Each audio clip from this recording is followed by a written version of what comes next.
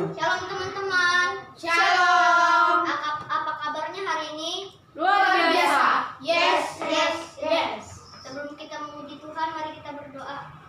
Tuhan Yesus, kami mau berdoa semoga lancar. Amin. Ya Tuhan. Bangkit semua adik-adik, pakai gerakan, semangat.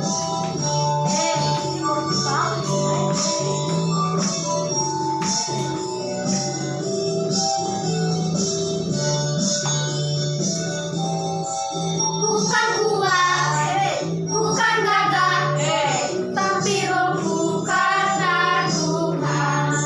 Bukan kuat, bukan gagah, tapi rohmu karena Tuhan.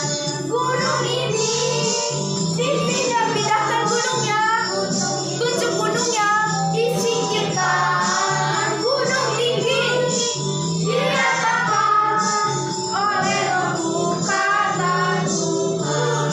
Dari awal lebih semangat. Bukan kuat, bukan gagah, tapi rohmu karena Tuhan.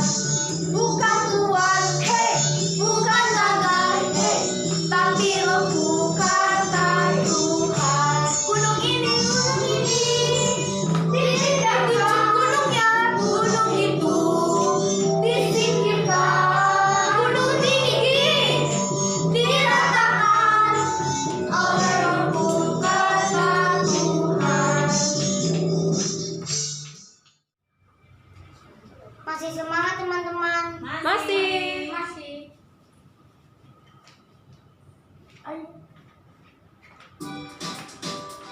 Ayo kita nyanyi lagi adik-adik. Pakai gerakan semua.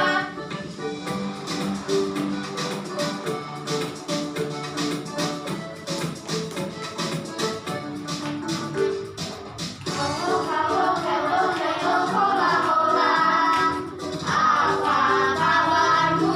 Ciu. Halo, hola, hola. Apa kabarmu?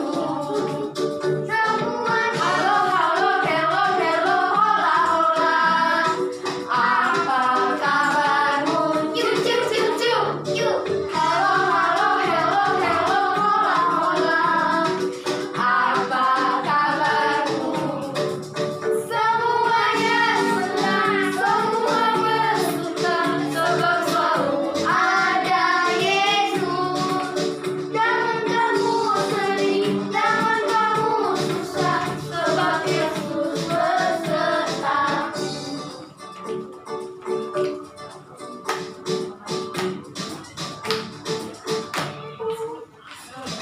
Halo, hola, hola.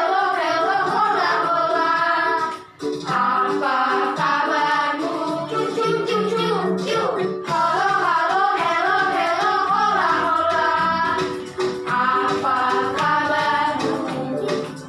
Semuanya halo, hola. Apa kabarmu? Ciu. Halo, hola. Apa kabarmu?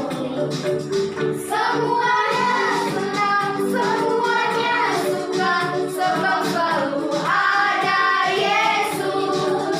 Jangan kamu sedih, jangan kamu susah, sebab Yesus besertamu. Semuanya senang, semuanya suka, sebab selalu ada Yesus. Jangan kamu sedih, jangan kamu susah, sebab Yesus besertamu.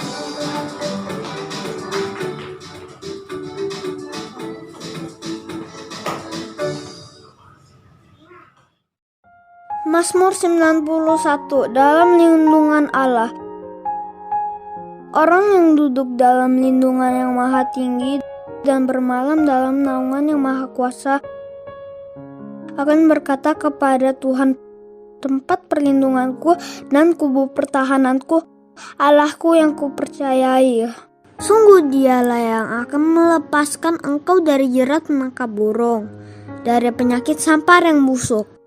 Dengan kepaknya, ia akan menudungi engkau. Di bawah sayapnya engkau akan berlindung. Kesetiaannya ialah perisai dan pagar tembok.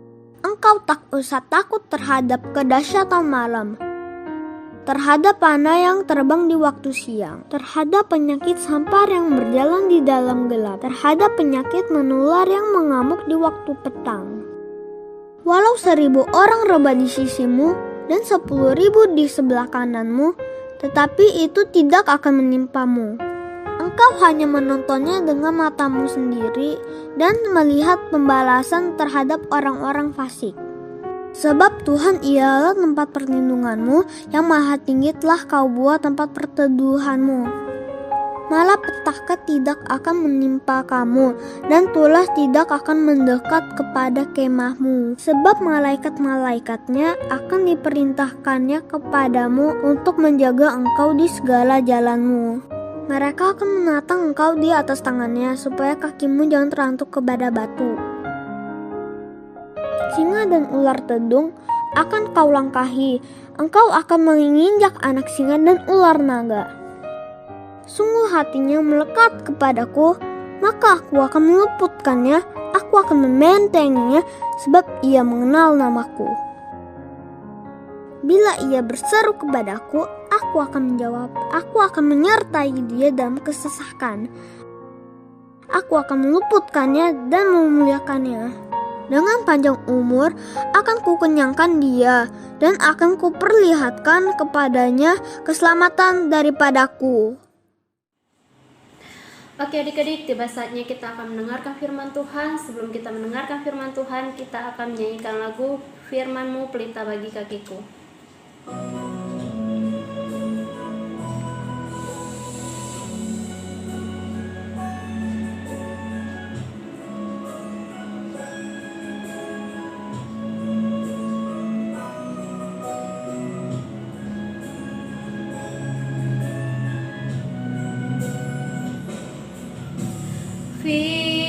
Firman-Mu pelita bagi kakiku, terang bagi jalanku. Firman-Mu pelita bagi kakiku, terang bagi jalanku. Waktu ku bimbang dan hilang jalanku, tetaplah kau di sisiku, dan takkan ku takut asal kau di dekatku, besertaku selamanya.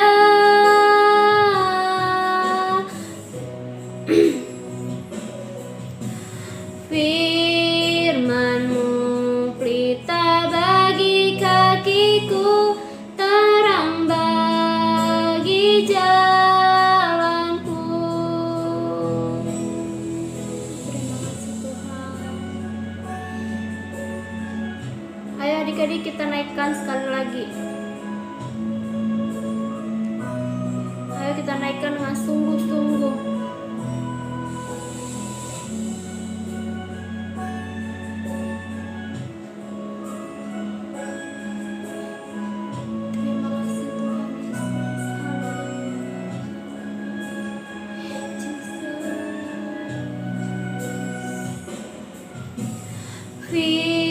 Firman-Mu pelita bagi kakiku, terang bagi jalanku.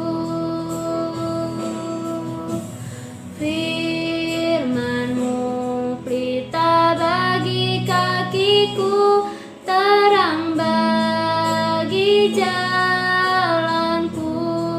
Waktu ku bimbang, waktu ku bimbang dan hilang jalanku, tetaplah kau di sisiku, dan takkan ku takut asal kau di dekatku, besertaku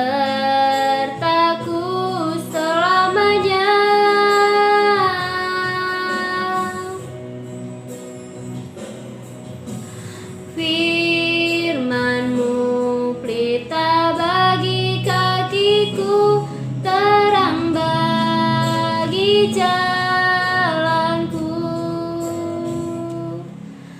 Oke adik-adik, sekarang lipat tanganmu, tutup matamu, kita bersatu dalam doa.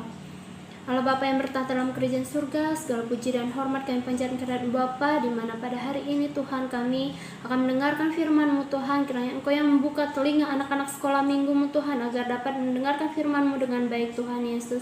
Dan Tuhan, Kau berkati juga kakak sekolah minggu yang akan menyampaikan firman-Mu pada hari ini Tuhan, Kau berkati. Terima kasih Tuhan Yesus, kami sudah siap mendengarkan firman-Mu. Kiranya dalam nama Tuhan Yesus kami berdoa, haleluya, amin. Shalom adik-adik, tiba saatnya kita akan mendengarkan cerita firman Tuhan.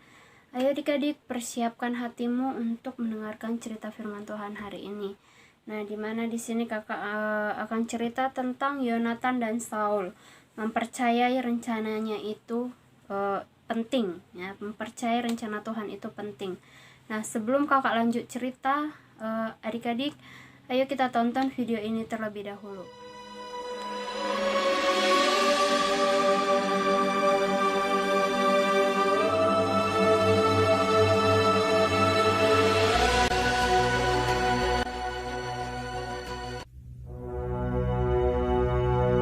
Saul berumur sekian tahun ketika ia menjadi raja.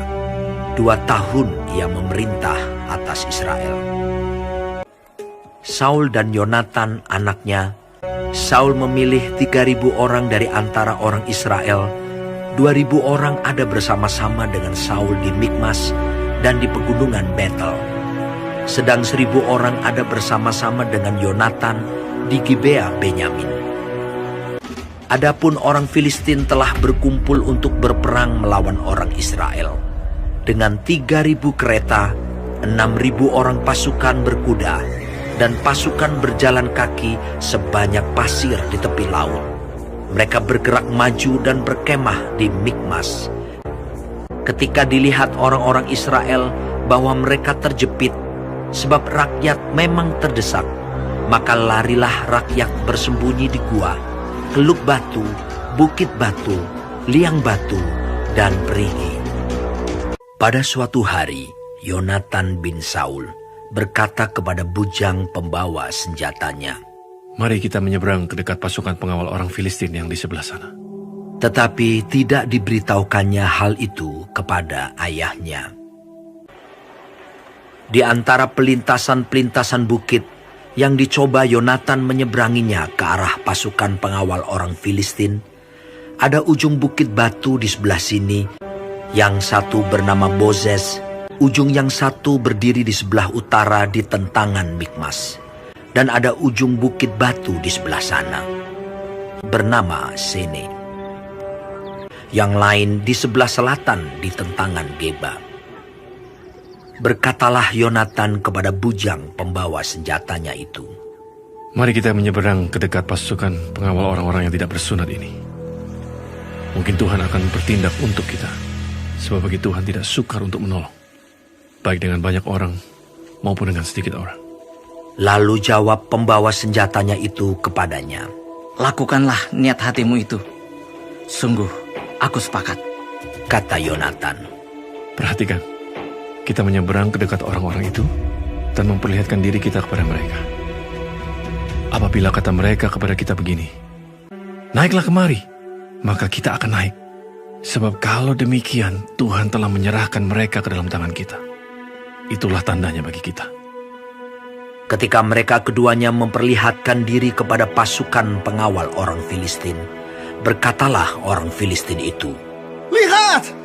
Orang-orang Ibrani keluar dari lubang-lubang tempat mereka bersembunyi. Naiklah kemari, maka kami akan menghajar kamu."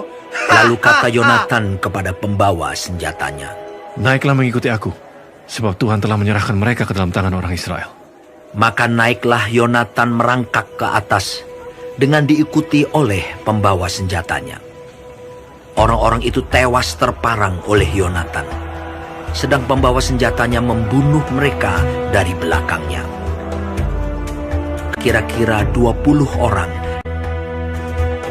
Lalu timbullah kegentaran di perkemahan, di padang, dan di antara seluruh rakyat.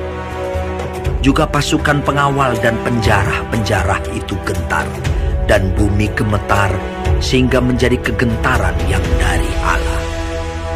Ketika peninjau-peninjau Saul di Gibea Benyamin melihat hal itu, berkatalah Saul kepada tentara yang bersama-sama dengan dia itu, "Periksalah barisan, dan lihatlah siapa yang pergi daripada kita." Mereka memeriksa barisan, dan ternyata Yonatan dan pembawa senjatanya tidak ada. Kemudian berkumpullah Saul dan seluruh rakyat yang bersama-sama dengan dia itu. Dan ketika mereka sampai ke tempat pertempuran, tampaklah setiap orang menikam temannya dengan pedang. Suatu huru-hara yang sangat besar.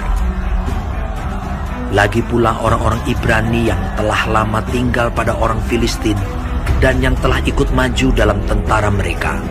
Mereka juga berbalik untuk bergabung dengan orang-orang Israel yang ada bersama-sama dengan Saul dan Yonatan. Bahkan ketika semua orang Israel yang telah bersembunyi di pegunungan Efraim mendengar bahwa orang Filistin telah lari, orang-orang itu pun bergabung dengan mereka dalam pertempuran. Demikianlah Tuhan menyelamatkan orang Israel pada hari itu. Nah, adik-adik, tadi kita sudah menonton video tadi. Di situ diceritakan bahwa orang Filistin dan orang Israel akan berperang, tetapi karena pasukan orang Filistin lebih banyak dari pasukan orang Israel, jadi orang Israel merasa takut adik-adik, sehingga mereka bersembunyi. Nah, tapi pada suatu hari Yonatan bilang ke bujangnya, "Ayo kita menyeberang ke pengawal orang Filistin itu," kata Yonatan kepada bujangnya. Lalu mereka pun menyeberang, mereka pun melintasi bukit-bukit adik-adik. Nah, mereka tiba di bukit yang bernama Sene, sementara pengawal orang Filistin itu berada di bukit Bozez. Jadi bertentangan adik-adik, mereka di sebelah kanan, misal nih Yonatan di sebelah kanan, si pengawal orang Filistin itu di sebelah kiri adik-adik, jadi saling berhadapan gitu. Nah, setelah mereka tiba di bukit itu, Yonatan bilang seperti ini kepada bujangnya. Ayo adik-adik kita baca di 1 Samuel 14 ayat 6. Berkatalah Yonatan kepada bujang pembawa senjatanya itu, "Mari kita menyeberang ke dekat pasukan pengawal orang-orang yang tidak bersunat ini. Mungkin Tuhan akan bertindak untuk kita, sebab bagi Tuhan tidak sukar untuk menolong baik dengan banyak orang maupun dengan sedikit orang." Nah, itulah dikatakan Yonatan kepada bujangnya itu, "Ayo kita menyeberang ke sana. Tuhan akan menolong kita. Karena bagi Tuhan tidak susah untuk menolong kita, walaupun nanti pasukan kita hanya sedikit. Kalau Tuhan bersama kita, kita pasti menang." Itu yang dikatakan Yonatan kepada bujangnya itu adik-adik. Nah, setelah itu ayo kita lanjut baca ayat 7. Lalu jawab pembawa senjatanya itu kepadanya, "Lakukanlah niat hatimu itu, sungguh aku sepakat." Itu yang dibilang bujangnya adik-adik. Lalu kata Yonatan, "Perhatikan, kita menyeberang ke dekat orang-orang itu dan memperlihatkan diri kepada mereka. Apabila kata mereka kepada kita begini, 'Berhentilah sampai kami datang padamu,' maka kita tinggal berdiri di tempat kita dan tidak naik mendapatkan mereka. Tetapi apabila kata mereka begini, 'Naiklah kemari,' maka kita akan naik, sebab kalau demikian Tuhan telah menyerahkan mereka ke dalam tangan kita. Itulah tandanya bagi kita." Nah, kata Yonatan lagi kepada bujangnya, "Nanti kalau mereka menyuruh kita berhenti, maka kita harus berhenti, berdiri di situ saja. Tetapi kalau mereka menyuruh kita untuk naik, berarti itu tandanya Tuhan telah menyerahkan mereka ke dalam tangan kita, tangan orang Israel," kata Yonatan kepada bujangnya. Lalu baik, kata si bujangnya ini. Lalu mereka pun menyeberanginya, dan setelah mereka sampai di bukit Bozez, pengawal orang Filistin itu melihat adik-adik. Dia melihat Dia melihat bahwa ada Yonatan dan bujangnya di situ. Lalu mereka bilang seperti ini. Ayo kita baca lagi di ayat 12. Orang-orang dari pasukan pengawal itu berseru kepada Yonatan dan pembawa senjatanya. Katanya, naiklah kemari, maka kami akan menghajar kamu. Lalu kata Yonatan kepada pembawa senjatanya, naiklah mengikuti aku, sebab Tuhan telah menyerahkan mereka ke dalam tangan orang Israel. Nah, setelah pengawal itu melihat Yonatan dan bujangnya itu, dia bilang, naiklah kemari, agar kami bisa menghajar kamu. Nah, sementara tadi Yonatan bilang, kalau mereka menyuruh kita naik itu berarti tandanya Tuhan sudah menyerahkan mereka ke dalam tangan kita. Nah, adik-adik, setelah itu Yonatan dan bujangnya itu pun naik ke atas. Nah, tiba di atas, Yonatan ternyata mengalahkan mereka, mengalahkan pengawal orang Filistin itu. Itu bukan karena kekuatan Yonatan, tetapi itu karena kuasa Tuhan. Karena Tuhan menyertai Yonatan, adik-adik, sehingga Yonatan bisa mengalahkan para pengawal orang Filistin itu. Nah, setelah pengawal orang Filistin itu kalah, maka timbullah kegentaran di perkemahan. Ayo kita baca di ayat 15. Lalu timbullah kegentaran di perkemahan, di padang dan di antara seluruh rakyat. Juga pasukan pengawal dan penjara itu gentar dan bumi gemetar, sehingga menjadi kegentaran yang dari Allah. Nah, terjadilah kekacauan adik-adik, kegentaran di perkemahan itu, sehingga banyak orang Filistin saling serang. Tadinya ada orang Ibrani yang mengikuti orang Filistin, menjadi tentara orang Filistin. Nah, orang Ibrani itu berbalik menyerang orang Filistin. Jadi tentara orang Filistin itu saling serang jadinya adik-adik. Bukan orang Israel lagi yang menyerang orang Filistin, tetapi tentara orang Filistin itu udah saling serang, saling bunuh-membunuh adik-adik gitu. Nah, itulah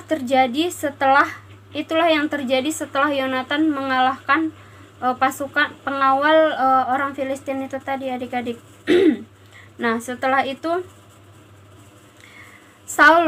para pengintai Raja Saul melihat bahwa terjadi kekacauan di perkemahan orang Filistin. Maka Raja Saul memerintahkan kepada salah seorang pasukannya untuk memeriksa barisan. Siapakah yang pergi dari barisan sehingga kok bisa terjadi kekacauan di perkemahan orang Filistin. Itu kata Saul kepada salah satu bujangnya adik-adik. Nah, setelah diperiksa ternyata Yonatan dan bujangnya lah yang tidak ada di dalam barisan. Nah, yuk kita baca lagi ayat ke-20 adik-adik. Kemudian berkumpullah Saul dan seluruh rakyat yang bersama-sama dengan dia itu, dan ketika mereka sampai ke tempat pertempuran, tampaklah setiap orang menikam temannya dengan pedang. Suatu huru-hara yang sangat besar. Lagi pula orang-orang Ibrani yang telah lama tinggal pada orang Filistin dan telah ikut maju dalam tentara mereka juga berbalik untuk bergabung dengan orang-orang Israel yang ada bersama-sama dengan Saul dan Yonatan. Bahkan ketika semua orang Israel yang telah bersembunyi di pegunungan Efraim mendengar bahwa orang Filistin telah lari, orang-orang itu pun bergabung dengan mereka dengan pertempuran. Demikianlah Tuhan menyelamatkan orang Israel pada hari itu. Pertempuran itu meluas sampai lewat Ben Awet. Nah, begitulah adik-adik cara Tuhan yang diberikannya kepada Yonatan untuk mengalahkan orang Filistin. Karena Yonatan itu mempunyai iman, percaya kepada Tuhan Yesus. Jika dia dalam kesusahan, pasti Tuhan Yesus akan menolongnya. Jadi dia itu berani dan mengandalkan Tuhan Yesus adik-adik. Nah, kakak mau bilang kepada kita juga harus berani. Kita berani untuk tampil. Misal kakak sekolah minggu nyuruh, ayo adik-adik siapa yang mau jadi WL. Nah, adik-adik harus berani. Karena kalau kalian takut itu tidak bagus adik-adik. Nah, kalau kalian berani, kalian Walaupun tadinya kalian takut, tapi kalian mengandalkan Tuhan Yesus, pasti kalian bisa menjadi WL adik-adik. Nah, bahkan nanti kalau kakak sekolah minggu suruh, ayo misal kakak sekolah minggu tunjuk nih, si ini berdoa gitu kan, harus langsung mau. Iya kak, karena di sini harus ada tertanam bahwa saya bisa memimpin doa karena Tuhan Yesus ada bersama saya. Nah, seperti Yonatan, dia pasti bisa mengalahkan orang Filistin karena Tuhan Yesus ada di pihak dia adik-adik. Nah, hanya itu cerita dari kakak hari ini. Sekian dan terima kasih. Adik-adik, kita sudah selesai mendengarkan cerita firman Tuhan. Kita akan bersatu dalam doa. Ayo lipat tanganmu, tutup matamu, kita bersatu dalam doa. Tuhan Yesus yang baik, terima kasih Tuhan atas penyertaan-Mu dalam hidup kami. Tuhan, kami tadi sudah mendengarkan cerita firman Tuhan. Kiranya apa yang kami dengar hari ini Tuhan bisa kami pakai, bisa kami terapkan dalam kehidupan kami sehari-hari.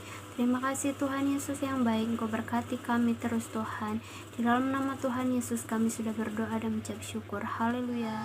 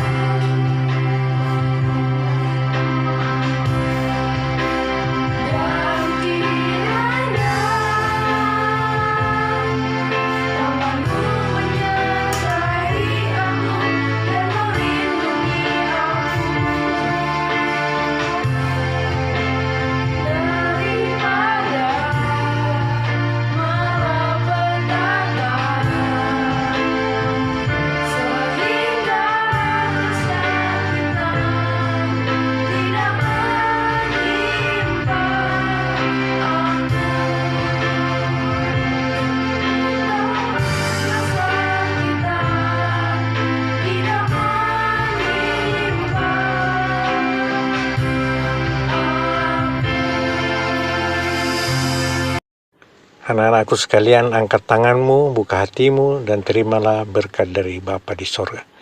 Berkat kasih karunia, damai sejahtera, sukacita yang berlimpah-limpah dari Bapa turun atasmu oleh putranya Yesus Kristus Tuhan, dan persekutuan yang manis dengan Roh Kudus senantiasa menyertai memberkati engkau dalam seluruh kehidupanmu. Haleluya. Oke adik-adik, ibadah kita sudah selesai hari ini. Selamat hari Minggu untuk adik-adik semua. Dan Tuhan Yesus memberkati.